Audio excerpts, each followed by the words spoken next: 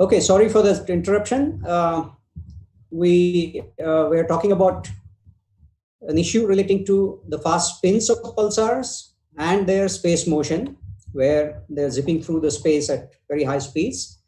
And both these were puzzles that needed to be solved because, as I said, the original spins were not that fast for even after further amplification through momentum, angular momentum conservation, we would get such high spin rates, for which solving these both problems together, a solution was suggested of producing an off-center kick at the birth of the neutron star, which would produce both the fast spin as well as space velocity. And you know the familiar examples of football. When kicked off center, it will both spin as well as move in the direction of the kick. Of course, this kick is produced by potentially asymmetric emission of neutrinos at the time of the explosion. And this would lead to an asymmetric explosion. Except if this is were to be true, the velocity has to be perpendicular to the spin axis. And amazingly, the recent data on young pulsars actually supports this prediction. What is, of course, not yet known are the details of this.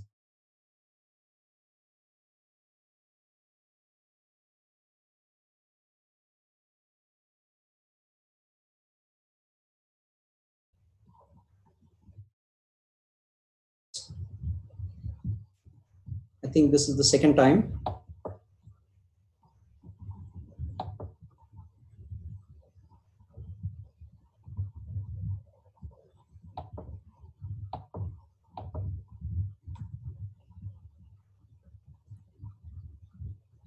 Hello, can you see the screen?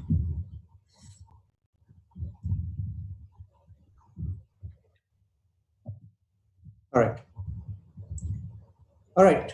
To continue again, so both these issues were resolved with a simple model of an off-centered kick.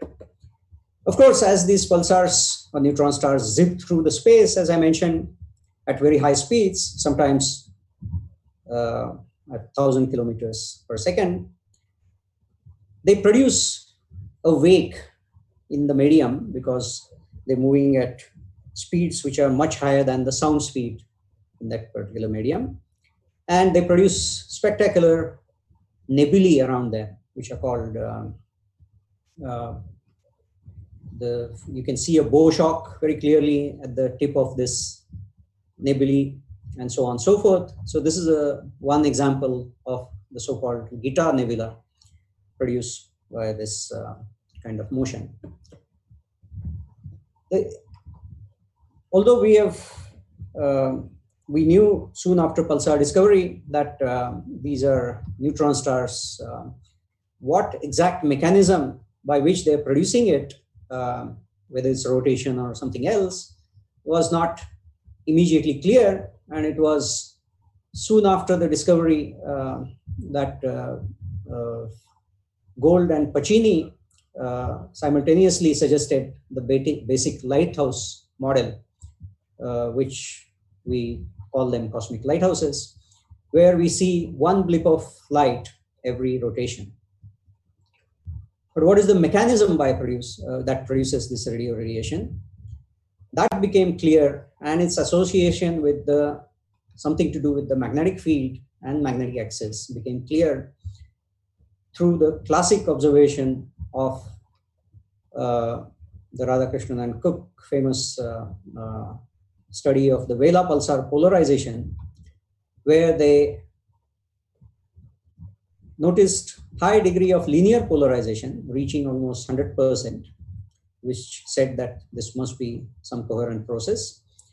And the fact that there is no depolarization, it clarified things about the energies of the particles which might be radiating, and that we are seeing signature of sweeping, taking a cut through the magnetic cone, became very clear. So this is famously known as magnetic pole model, where the magnetic field will be seen as a set of spokes on a wheel when seen down the magnetic cone.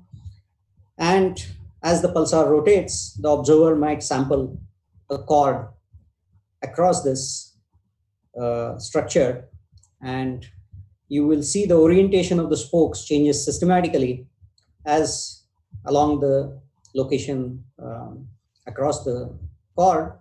And that is what exactly was observed in this plot. Yes.